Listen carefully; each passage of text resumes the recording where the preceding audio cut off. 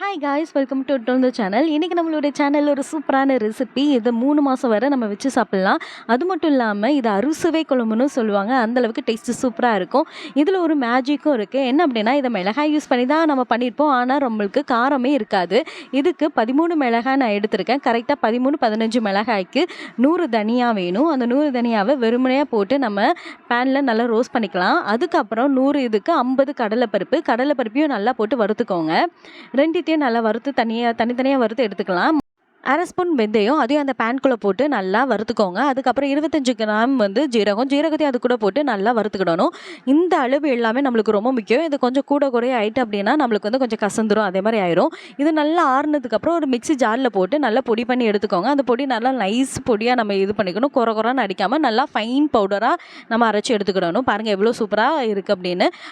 50 gram புளி நல்லா ஊற வச்சுக்கோங்க. அதுக்கப்புறம் ஒரு பேனில் 100 ml எண்ணெய் ஆட் பண்ணிவிட்டு எண்ணெய் நல்லா சூடானதுக்கப்புறம் மிளகாய் எல்லாத்தையுமே நடுவில் கட் பண்ணி அதையும் அது கூட போட்டு நல்லா வறுத்துக்கோங்க. மிளகாய் எவ்வளோத்துக்குள்ளே வறுபடுதோ அவ்வளோத்துக்குள்ளே நம்மளுக்கு காரம் கம்மியாகும்.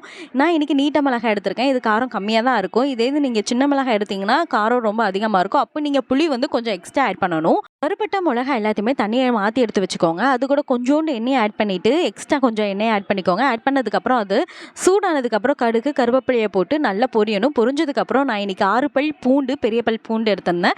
அந்த பூண்டை பொடிசாக கட் பண்ணி அதையும் அது கூட போட்டு நல்லா வறுத்துக்கலாம்.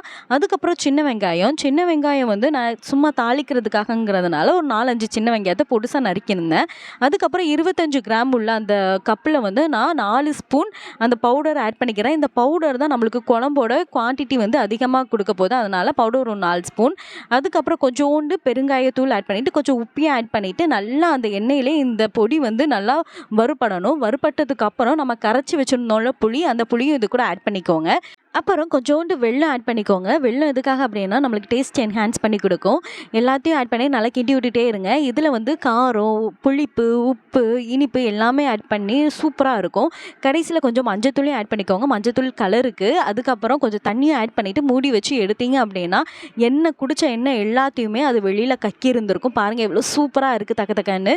அதுக்கப்புறம் இந்த ஸ்டேஜில் நம்ம வறுத்து வச்சுருந்த மிளகாவையும் இது கூட ஆட் பண்ணணும். ஆட் பண்ணதுக்கப்புறம் அந்த மிளகாக்குள்ளேயும் அந்த புளிப்பு, அந்த உப்பு, அந்த காரம், அந்த இனிப்பு எல்லாமே ஆட் ஆகி ரொம்ப சூப்பராக இருக்கும். டேஸ்ட்டு வேறு லெவலில் இருக்கும். பாருங்கள் எப்படி இருக்குன்னு. இதில் நான் கொஞ்சம் எண்ணெய் எக்ஸ்ட்ராவாக ஆட் பண்ணியிருக்கேன். எதுக்காகனா நான் இது ஒரு 3 நாள் 4 நாள் நான் வச்சு சாப்பிட்றதுக்காக நான் கொஞ்சம் எக்ஸ்ட்ராவாக ஆட் பண்ணியிருக்கேன். இதே இது நீங்கள் வெளியூருக்கு கொடுத்து விட்றீங்க அப்படின்னா கொஞ்சம் இதே மாதிரி எண்ணெய் எக்ஸ்ட்ரா ஆட் பண்ணியிருந்தீங்க அப்படின்னா உங்களுக்கு வெளியில் கொடுக்க முச்சில் உங்களுக்கு கெட்டு போகாது.